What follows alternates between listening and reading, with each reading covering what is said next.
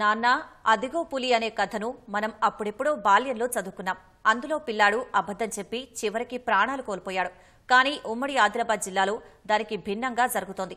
4 ఏళ్లుగా అదిగో పులి ఇదిగో పులి అని ప్రజలు భయాందోళనకు గురవుతున్నప్పటికీ అటవీ శాఖ పట్టించుకోవడం లేదు. ఫలితంగా పులి పంజాకు ఓ యువతి నిండు ప్రాణాలను పోగొట్టుకోవాల్సి వచ్చింది. 4 ఏళ్లుగా మహారాష్ట్రలోని తిప్పేశ్వర్, తాడోబా అభయారణ్యం నుంచి వస్తున్న పెద్ద పొరులతో ఉమ్మడి ఆదిలాబాద్ జిల్లా ప్రజానీకం వణికిపోతోంది. ప్రాణాలు అరచేతిలో పెట్టుకుని భయంతో కాలం వెళ్లదీయాల్సొస్తోంది.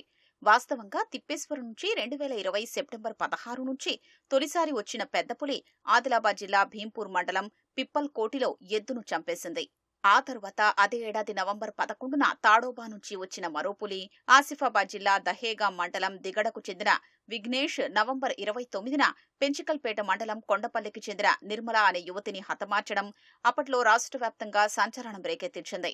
మహారాష్ట్ర నుంచి పులులు ప్రవేశించే మార్గాలైన ఆదిలాబాద్ జిల్లా భీంపూర్, ఆసిఫాబాద్ జిల్లా కాగజ్ నగర్ డివిజన్ సహా మిగిలిన చోట్ల వాటి కదలికల్ని పసిగట్టడంలో అటవీశాఖ యంత్రాంగం అంటి ముట్టనట్లు వ్యవహరిస్తోంది. ఫలితంగా తాజాగా శుక్రవారం కాగజ్ నగర్ మండలం గన్నారంలో లక్ష్మి అనే యువతి పులిదాడిలో ప్రాణాలు కోల్పోవలసొచ్చింది.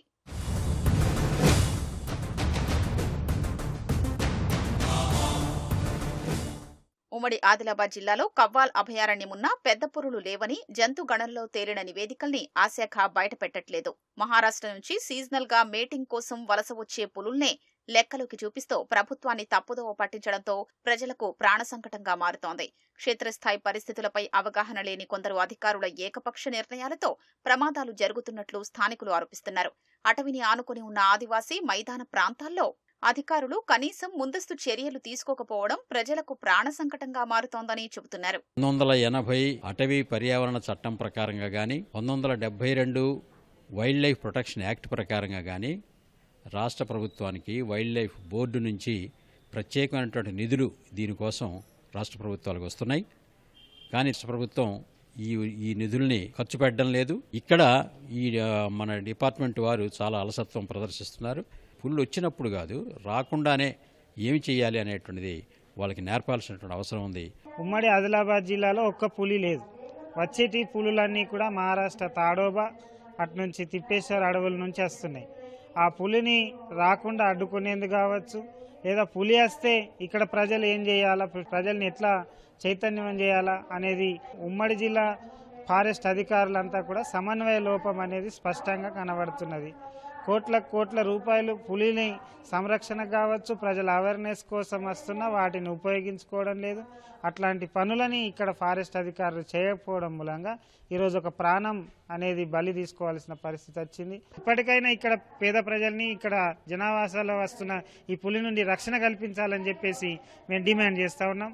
ఆదిలాబాద్ జిల్లాలో కొందరు అధికారులు ఎప్పుడు అందుబాటులో ఉంటారో ఎప్పుడు ఉండరో తెలియని పరిస్థితి నెలకొందని స్థానికులు ఆందోళన వ్యక్తం చేస్తున్నారు. ఉమ్మడి ఆదిలాబాద్ జిల్లాలో మహారాష్ట్ర నుంచి వస్తున్న పెద్ద పుల్ల సంచారాన్ని పసిగట్టడంలో అటవీశాఖ డొల్లతనం బయటపడుతుంది. భయాందోళనకు లోనవుతున్న ప్రజలకు ధైర్యాన్నిచ్చి సమస్యను పరిష్కరిస్తుందా లేక పరిహసిస్తుందా అనే అనుమానం తావిస్తుంది. పులులు దాడి చేసినప్పుడు హడావిడి చేయడం, ఆ తర్వాత మర్చిపోవడం సర్వసాధారణంగా మారిపోయింది. ప్రభుత్వం స్పందించి విధానపరమైన నిర్ణయం తీసుకుంటే తప్ప సుప్తావస్థలో ఉన్న అటవీశాఖ మేల్కొనేలా లేదు. కెమెరామెన్ కిరణ్తో మణికేశ్వర్, ఈటీవీ న్యూస్, ఆదిలాబాద్.